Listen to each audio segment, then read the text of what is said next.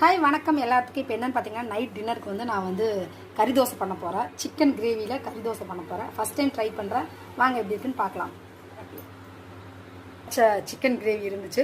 So இந்த chicken gravy வந்து கொஞ்சம் எடுத்து ஒரு குண்டாவில் ஊற்றிட்டு ஓகேங்களா, ஊற்றி நல்லா கலக்கிக்கலாம். ஓகேங்களா, கலக்கிட்டு அதுக்கப்புறம் ஒரு எக்கு இருக்கு இல்லைங்களா, உடச்சி இப்போ எக்கை வந்து இதில் உடச்சி ஊற்றி சிக்கன் கிரேவியில் நல்லா இந்த மாதிரி வந்து நல்லா கலக்கி வச்சுக்கணும்.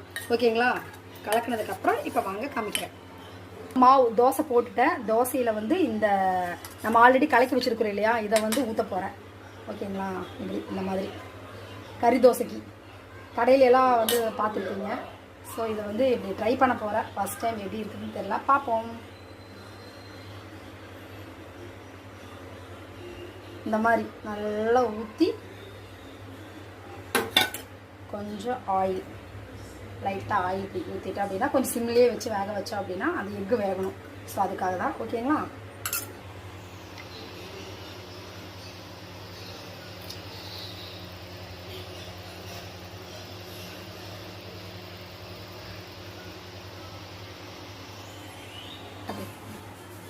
பார்த்தீங்களா, இப்போ வந்து வெந்துருச்சு ஆல்மோஸ்ட். அந்த எக்கு சிக்கன் கிரேவி எல்லாம் வெந்து எப்படி இருக்கு பாருங்க.